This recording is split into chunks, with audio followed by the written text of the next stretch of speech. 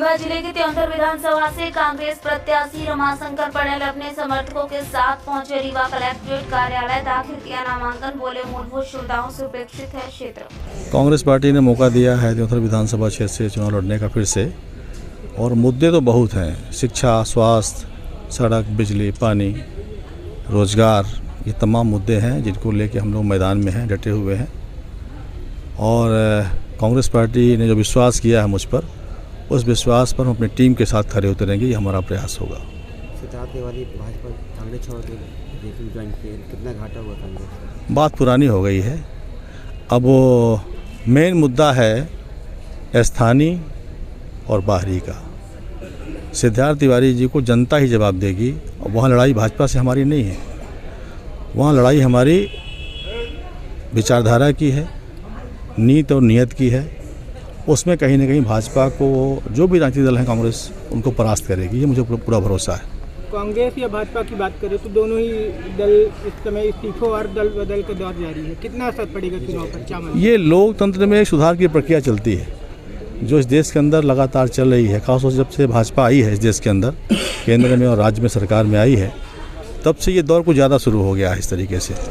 तो मैं ऐसा मानता हूँ कि आने वाले समय में सब चीज़ें सही हो जाएंगी और लोग जो ये दुस्साहस करते हैं, ये ऐसा क्रम इसमें विराम लगेगा, ये मेरा ऐसा मानना है। क्षेत्र में अभी क्या अधूरा, अभी क्या दिखता है आपको? जैसा मैंने कहा कि त्योंथर क्षेत्र जो है तराई अंचल है, रीवा जिले का सबसे कृषि प्रधान, कृषि के क्षेत्र में अव्वल दर्जे पर है।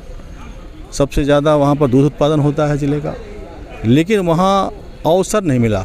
न तो नौजवानों को मिला, न किसानों को मिला, न मजदूरों के उनके वास्तविक श्रम का मूल्य मिलता है। ऐसे बहुत सारे मुद्दे हैं। अगर आप जीतते हैं और प्रदेश में आपकी सरकार बनती है तो पहला काम आप क्या करेंगे त्योंथर क्षेत्र के लिए? देखिए, मेरा प्रयास होगा कि जो हमारे यहाँ जीवनदानी योजना है, मिनी बाढ़ सागर, जिसको त्योंथर फ्लो कहते हैं, पिछले 12 साल से वो योजना चल रही, लंबित है। अभी भी पानी अब छोड़ा जाता है तो नहरें फूट जाती हैं। मेरा पहला प्रयास होगा किसानों को पानी मिले, और ये जो बाढ़ सागर का पानी है, किसानों हमारे विधानसभा क्षेत्र के अंतिम छोर में पानी पहुँचे। दूसरा, स्वास्थ्य को लेकर हमारा प्रयास होगा कि जो 100 बिस्तर का अस्पताल पिछले 25 साल से लंबित है, उसको पहली प्राथमिकता होगी बनवाने के लिए।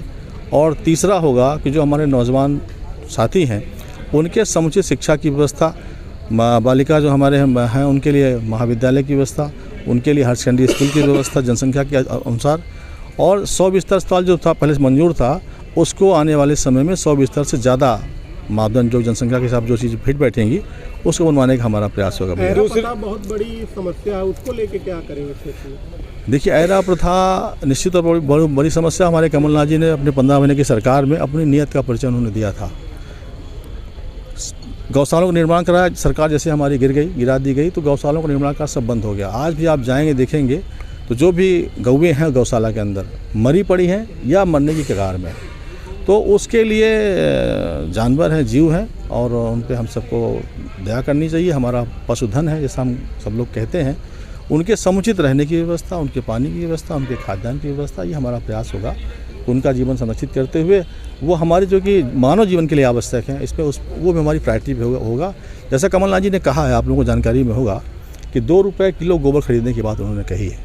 तो जब हमारे लिए वो एक तरीके से धन हो जाएगा और हम उसके संरक्षण के लिए हमको ज़रूरत भी है, तो बेहतर काम सरकार हमारी करेगी। हम ऐसा प्रयास। तीसरी बार पार्टी ने मुझ पर विश्वास किया है, उसमें मेरी ही कमियां थी। मैं अपनी गलती मानता हूं कि बूथ लेवल पे जो हमारे पास खुद का जो अनुभव होना चाहिए, जो हमारे मतदाता भाई हैं, जो उनकी ज़रूरतें थीं, जो उनके मुद्दे थे, उनको हम उनके नज़दीक तक नहीं पहुँच पाए। इन 5 सालों में मैंने काफ़ी प्रयास किया है और जन जन तक मैं पहुंचा हूं। और जो समस्याएं थी समय समय पर हमने आंदोलन, प्रदर्शन, धरना देकर उन समस्याओं को हम लोगों ने उठाया है।